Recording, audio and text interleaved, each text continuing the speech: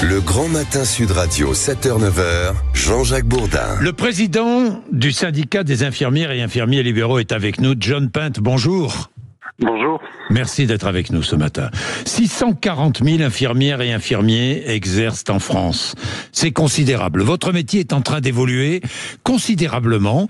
Et hier, à l'Assemblée nationale, a été voté à l'unanimité. Alors, c'est une première lecture. Il faudra passer au Sénat, puis revenir à l'Assemblée. Mais le texte est bien parti.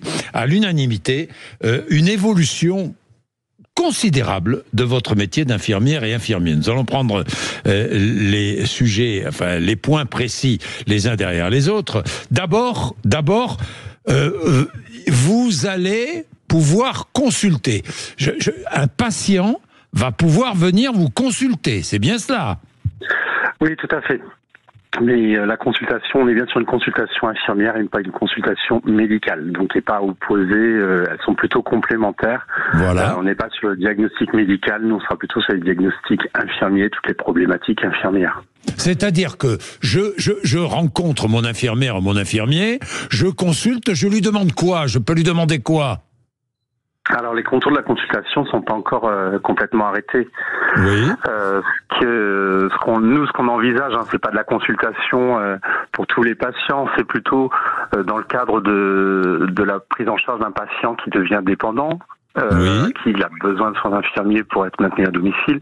Le patient qui présente des plaies, ça, ce sont des missions qui sont vraiment sur notre rôle propre, c'est-à-dire qu'on a cette compétence sans avoir besoin d'une prescription médicale normalement pour prendre en charge les patients. Donc là, ça pourrait passer par une consultation infirmière. Voilà. Mais c'est aussi l'éducation à la santé. L'éducation à la santé, c'est par exemple un patient qui est assez jeune, qui peut prendre en charge son traitement, mais il a besoin avant de comprendre son traitement, comment le surveiller, comment l'adapter. Et donc là, on pourrait faire une consultation infirmière. Donc voilà, c'est vraiment ce type de consultation que l'on souhaite mettre en œuvre. Bien, ce texte ouvre aussi le droit à la prescription. Vous allez pouvoir prescrire. Oui, alors ce droit à la prescription, il est pas essentiel peut être important dans certaines prises en charge, mais ce qu'on veut surtout, c'est peut-être prescrire des examens complémentaires. Dans le cadre de prise en charge de plaies ou de certaines pathologies chroniques, on sait qu'on doit faire tel ou tel examen à tel moment, et actuellement, si le patient n'a pas de prescription médicale, il est obligé de retourner vers le médecin. Là, l'objectif, c'est que l'infirmier puisse prescrire ces examens complémentaires. C'est-à-dire qu'au lieu d'aller chez le médecin, je vais voir mon infirmière ou mon infirmier, et l'infirmière ou l'infirmier prescrit. Alors oui, mais les contours, je vous dis, sont pas arrêtés, puisque ce texte, vous êtes prudent, je vous sens prudent. Je vous sens prudent, John. Pourquoi? Parce que vous avez peur des médecins qui, paraît-il, ne sont pas contents du tout de ce texte. Non, j'ai pas peur des médecins. C'est surtout que la loi, elle est juste un premier volet de la réforme. Derrière, il y a un décret, un arrêté qui vont être beaucoup plus précis, en fait, si vous voulez. Oui. Juste une correction, quand même, si je peux me permettre, c'est que ce texte, il va être en procédure accélérée. Il est en procédure accélérée. Oui. Donc ça veut dire qu'il ne repassera pas devant l'Assemblée nationale. Il y aura qu'une lecture à l'Assemblée et une lecture au Sénat. Et une lecture au Sénat. Voilà, ce qu'on peut espérer, c'est donc une adoption de la loi avant l'été. Avant l'été, avec mise en place, après discussion avec la sécurité sociale, mise en place au début de l'année prochaine, quoi. On espère bien avant. Il y a une urgence avant la discussion, bien sûr. Bon, et le diagnostic infirmier? Le diagnostic infirmier, il porte pas sur la pathologie, en fait. Il va porter plutôt sur les conséquences des pathologies. Voilà, si le patient il est immobile, il est alité, il est dans son lit, je vais avoir des diagnostics qui vont être portés justement sur cette mobilité avec le risque qui sont liés à l'allongement, si vous voulez, prolongé, mais je ne vais pas porter de diagnostic sur le pourquoi il est alité, quelle est la raison médicale.